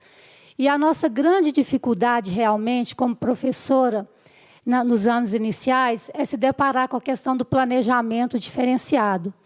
E eu queria que você colocasse um pouco mais sobre isso, como que a gente pode pensar nesse planejamento, esquecendo um pouco aquela questão pré-determinada de método e pensar em si nas diferenças que são desafios para a gente. Como que o professor pode, de antemão, pensar esse planejamento para que ele possa ter um ponto de partida com maior segurança?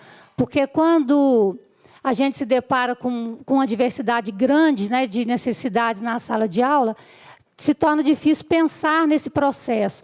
Então, qual contribuição você poderia nos dar, esse norte de planejamento diferenciado para atender à diversidade? Obrigada.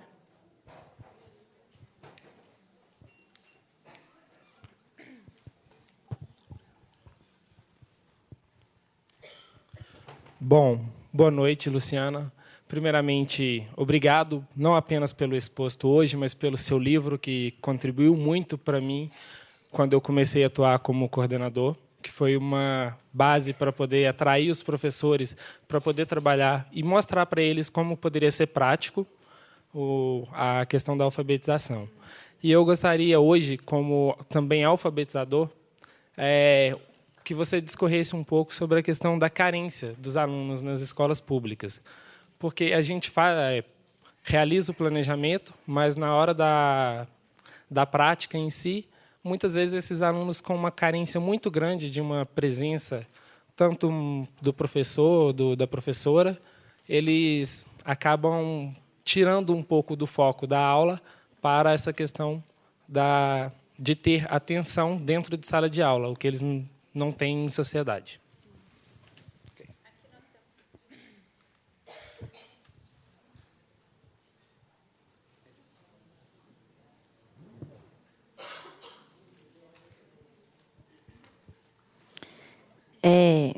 Boa noite, meu nome é Gisélia, eu sou técnica em educação da Secretaria Municipal de Educação de Sete Lagoas e também trabalho numa escola pública estadual. Faço intervenção, né, nesse momento eu estou trabalhando com intervenção com crianças do 6º ano que estão iniciando seu processo de alfabetização. Então, a gente coloca a questão da alfabetização como uma coisa permanente, né? Essa coisa da alfabetização e o letramento.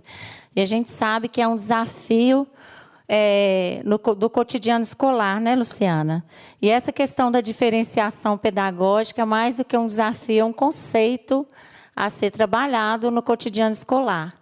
Inclusive, quando a gente vai discutir a ANA, né, as avaliações externas e a sua tabulação, né, a análise de resultados, com relação à diferenciação pedagógica, né, o conceito que você trabalha de diferenciação pedagógica, o teórico, né, os teóricos que colocam a relação da diferenciação pedagógica, fazendo hoje a ligação com o cotidiano escolar e com essa relação entre essas avaliações externas, como é que você percebe isso hoje, né? Porque isso é um enfrentamento que a gente está no espaço, né, no chão da escola, é um enfrentamento cotidiano entre o que a gente vai colocar lá enquanto diferenciação pedagógica, enquanto acervo, né, enquanto paleta pedagógica, a questão política que você colocou aí, que eu achei importante, né, que a gente lá na nossa cidade estamos discutindo um terço de hora atividade, enquanto isso já é coisa que deveria ter sido feita há 10 anos atrás, né? Como é que você vê essas questões todas frente a essa diferenciação pedagógica? Obrigada. Vamos lá. Então, bom, vamos ver se eu vou dar conta de tantas perguntas. Bem, em relação à primeira pergunta, né, sobre como, então, pensar previamente esse planejamento, né, eu queria, assim, deixar talvez mais em evidência, né, que essas situações todas que eu mostrei aqui, elas foram previamente pensadas pelas professoras, né? Eu acho que esse é o desafio e essa é a minha defesa, né? Então, sobretudo em professoras em situação de formação inicial, né, em que o planejamento passa a ser uma segurança, né, para elas de como conduzir a sua aula, né, de como organizar as ações docentes, é preciso, sim, pensar previamente essa diferenciação, né? Ainda que teve um dos slides que eu não consegui discutir muito, mas eu posso aqui agora aproveitar o tempo para dar um exemplo para a tua resposta, né? Claro que tem muitas intervenções que vão surgir assim no calor da hora, né? E que uma professora assim perspicaz, né, e ambiciosa consegue fazer ótimas intervenções que elas não vão ser planejadas, né? Mas o que eu estou querendo colocar aqui é que quando há a necessidade de planejar materiais diferenciados, de planejar agrupamentos diferenciados, isso não pode ser feito assim no momento da aula, né? O professor precisa ter essa prática como um planejamento que é antecipado. Então, essa é a minha defesa, é assim que a gente tem trabalhado e eu tenho investido com as minhas alunas, né? No sentido de elas explicitarem o passo a passo das atividades.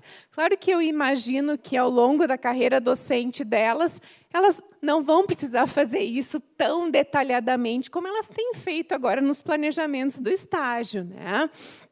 Mas que esse é um exercício que a gente precisa fazer, é planejar antecipadamente essas intervenções. Vocês respondem?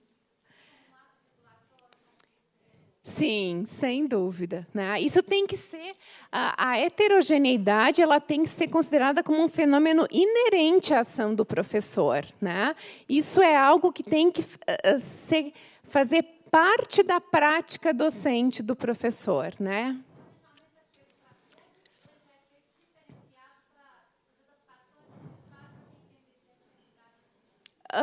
Os dois momentos, né? Eu procurei aqui mostrar algumas atividades em que tinha uma atividade assim, mãe, com desdobramentos, né? E também atividades, por exemplo, aquela proposta da fábrica de histórias, né?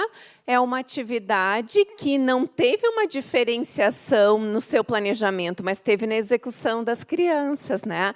Então, é isso, assim, os próprios autores vão dizer isso, o Perrenot, né, e o Merrier, que não há aqui uma resposta única sobre o que é diferenciação, porque isso vai se colocar de uma forma ou de outra, dependendo do contexto de cada sala de aula, das crianças que estão ali presentes.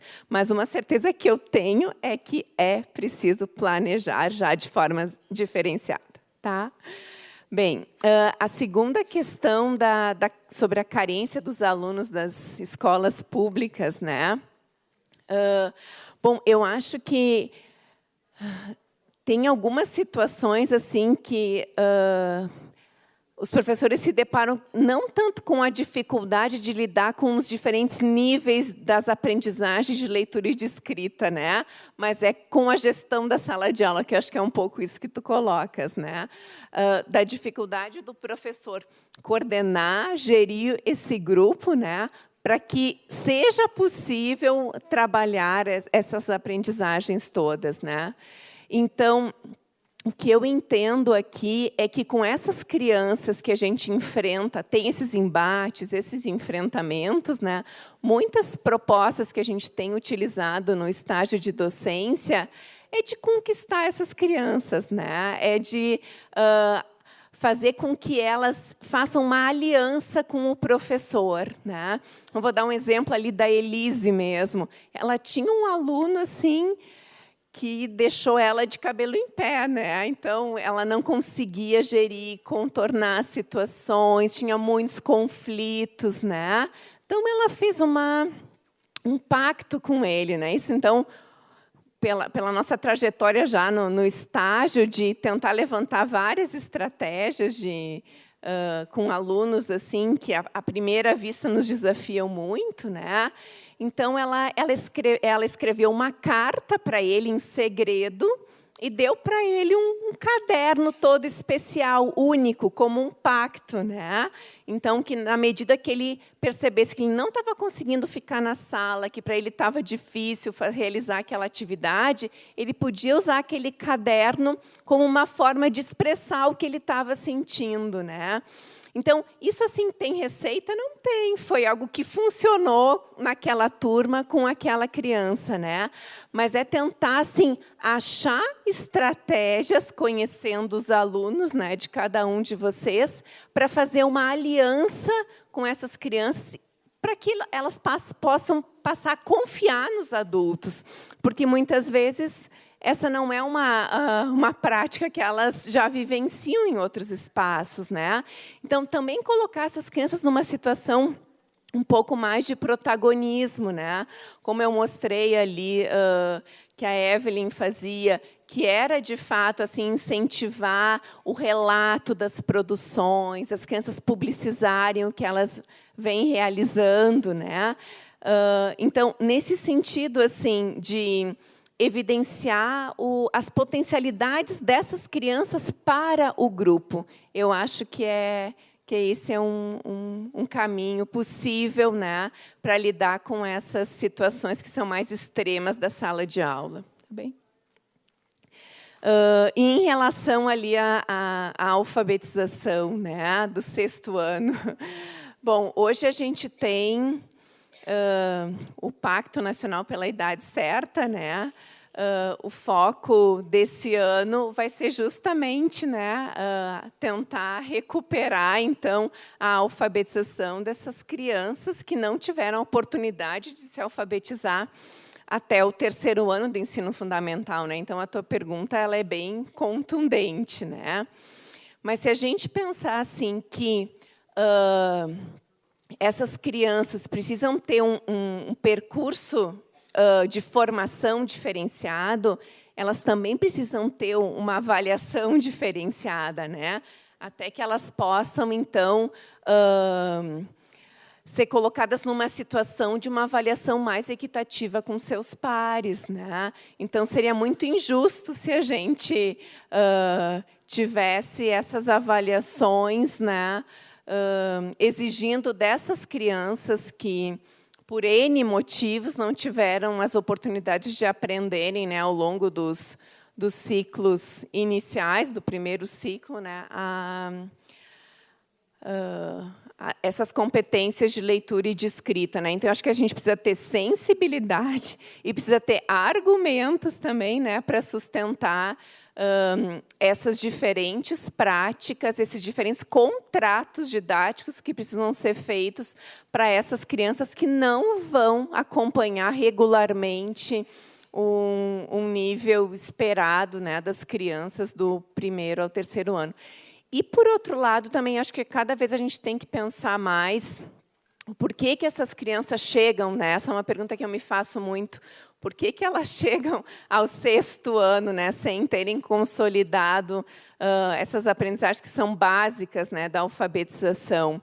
Então, ao mesmo tempo que a gente coloca, né, esse percurso que ele tem que ser, de certa forma, individualizado pelo sujeito, né? A gente tem que ter muita clareza dos objetivos de formação, né? Então, a gente tem o Pacto Nacional pela Idade Certa, é muito claro que a expectativa é que, até o final do 1º ano, as crianças estejam escrevendo alfabeticamente, né? Então, o que acontece com uma turma que, no 2º ano, quase que a sua totalidade ainda não chegou a essa hipótese de escrita? Eu acho que isso a gente precisa conversar mais nas escolas, né? Porque é preciso...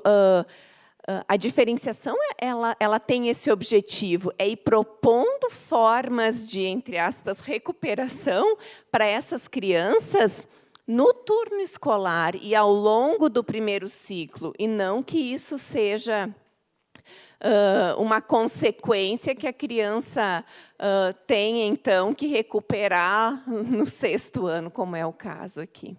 Tá bem? É isso. Mais questões? Aqui. Mais alguma? Vamos para... Mas, então, nós temos aqui, né?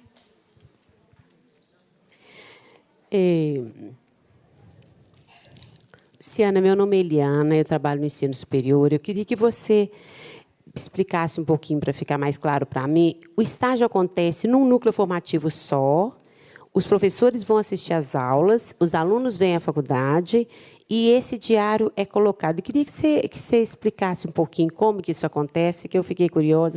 E, assim, quantos orientandos você tem? Quem que corrige? Quem que avalia? Quem que faz alguma coisa com esses diários de classe dos alunos? Porque eu fiquei pensando, eu tenho 40 alunos, cada um trouxe um bloco daqui da banca, como é que eu vou arrumar com isso? Você me orienta, por favor?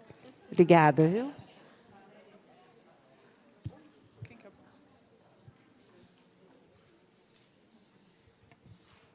Bom, gente, boa noite. Eu sou Valéria Rezende, sou professora aqui da Faculdade de Educação. Eu trabalho com a disciplina Alfabetização e Letramento. Eu queria fazer um comentário, né? Primeiro, né, agradecer a apresentação, acho que foi muito rica, né? Muito clara, com riqueza aí de exemplos, de estratégias e também de análises. O primeiro ponto está relacionado a essa questão do registro, né, do professor / né, estagiário, que, como você mostrou, a gente não tem uma receita a seguir, né? Você traz algumas estratégias e as possibilidades ali de trabalhar isso em sala de aula, né? Então, né, você já mencionou a questão do tempo, né? Aí eu estou pensando já no professor, lá no seu dia a dia, e como que é importante esse registro, né? Então, qual que é a orientação, as dicas, como que você fez isso lá, né, na sua prática lá com relação à formação dos professores?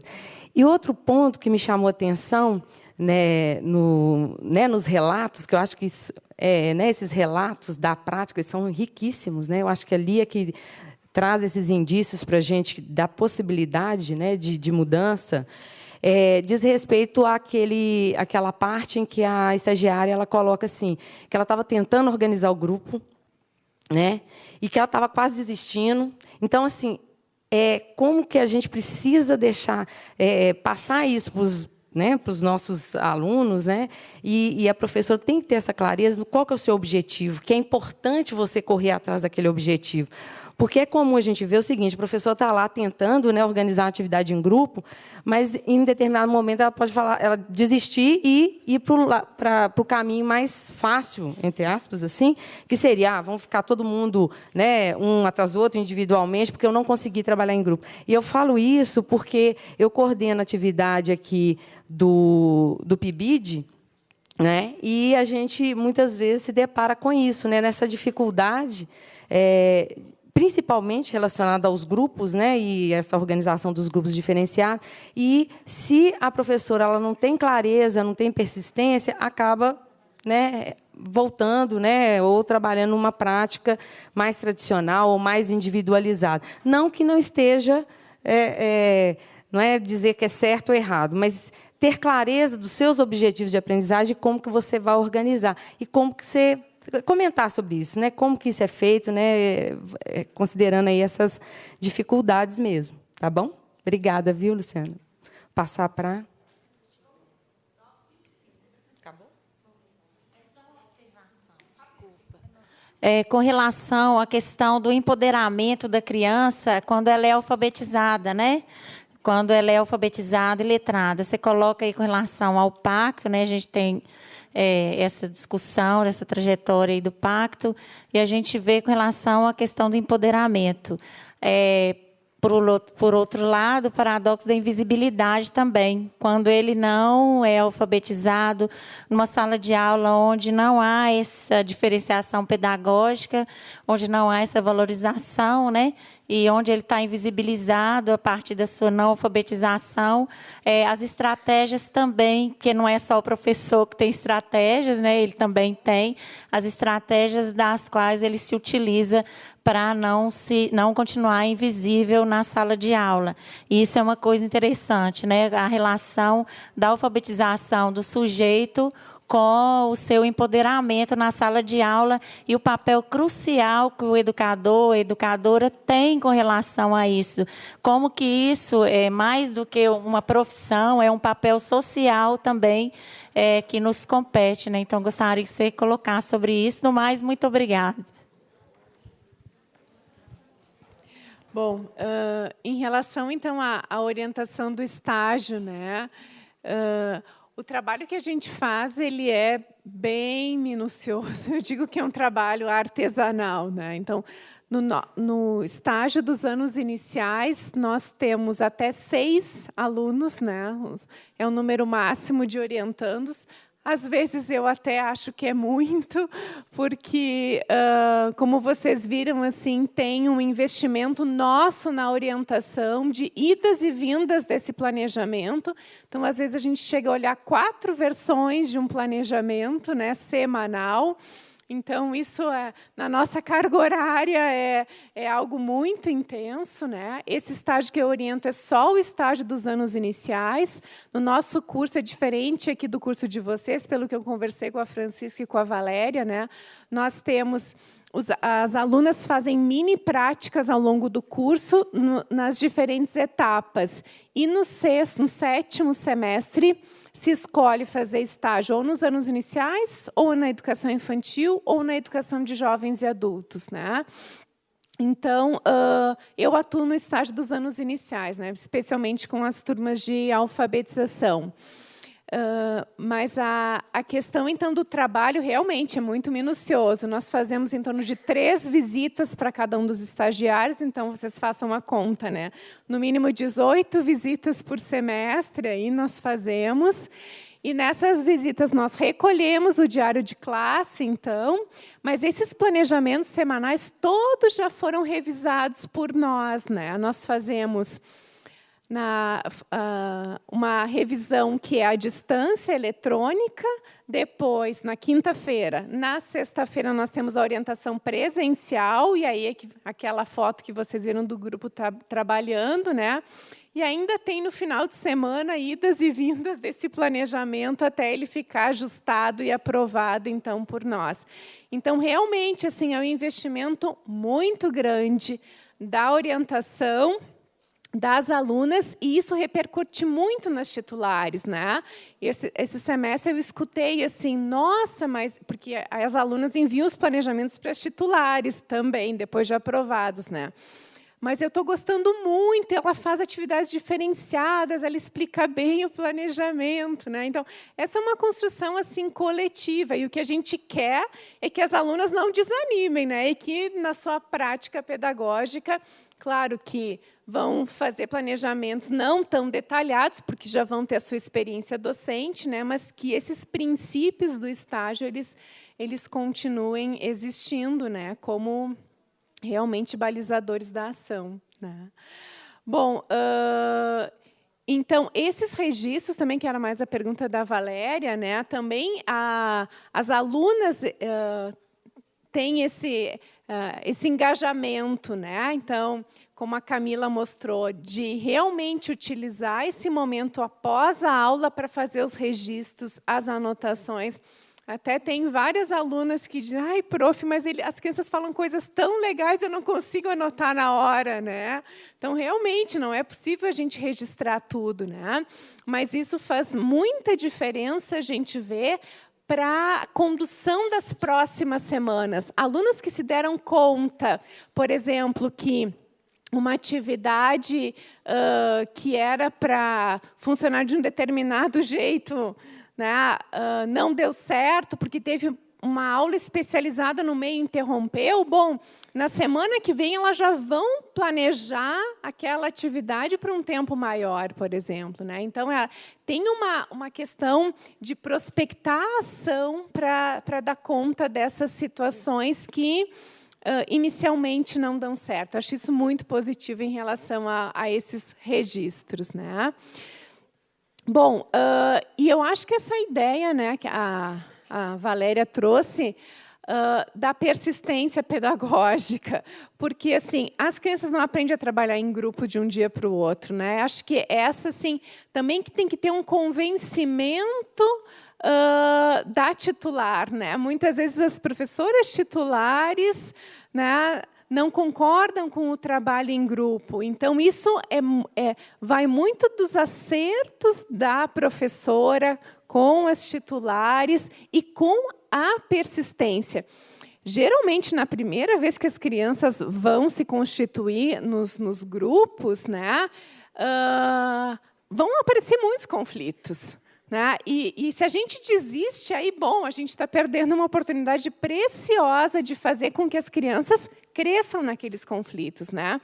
Porque se aprende na interação, e são esses conflitos sociocognitivos que vão fazer que as crianças desenvolvam essas atitudes de interação, cooperação, solidariedade, né? E com objetivos comuns. Então, a Elise pensou muito bem quando ela propôs uma série de atividades que mobilizavam o trabalho em grupo para resolver um desafio. E isso aconteceu não só na instância da sala de aula, mas nas aulas de educação física, em outros espaços também da escola, né? Bom, e com relação ao último comentário ali, né? Sim, eu acho que as crianças sabem bem, né, usar estratégias para quando elas precisam se colocar num lugar de visibilidade, né? E eu acho que algo que eu destaquei aqui, quero referendar, é a sensibilidade que o professor tem que ter, né? Essa ideia da aliança com o aluno, né? De a criança ver no professor um sujeito em quem ele pode, de fato, confiar, né? Que é alguém que vai ajudar ele a experienciar o sucesso, né? Numa trajetória que muitas vezes é marcada por muita frustração das crianças, né? Então, acho que era isso. Eu queria muito agradecer a Luciana, a todos vocês, mas assim, o tempo todo que eu fui ouvindo a Luciana, né, e os exemplos, o empenho dela, o entusiasmo, como que isso se transmite também aos alunos, as atividades, etc. E tal, o tempo todo ficava aqui na minha cabeça e vinha na minha cabeça a leitura ou a releitura que nós temos que fazer e que eu gosto muito e que eu sempre recomendo nas minhas formações para minhas alunas, e eu também, é a professora Maluquinha. Sabe? Então, assim, a professora Maluquinha do Ziraldo foi o tempo todo, quer dizer, o desafio, como que, por exemplo, essa professora, de uma certa forma, da atividade, coisas diferenciadas, a valorização de cada aluno, e os diferentes campeonatos que fazia, até do GUSP, né, que hoje a conspiração, sabe? Mas, assim, então, isso eu acho que assim, é muito legal, né, o que ela trouxe o tempo todo, sabe, Lu? Eu fiquei, assim, a professora Maluquinha, né? E eu acho que a gente tem que sempre ter ela e fazer a releitura e ver nos nossos planejamentos, não esquecer dessas diferenças, de como lidar com elas, né? E do entusiasmo e do que nós temos dos nossos desafios, né? Desafio para os alunos, desafio para nós, né? Eu sei que a gente ficaria muito mais aqui, mas a Lu também está cansada, viajou, chegou, e vocês também, né? Mas, assim, muito obrigada a todos vocês, muito obrigada, Lu, obrigada mesmo, né? E o nosso próximo CEAL Debate vai ser com a professora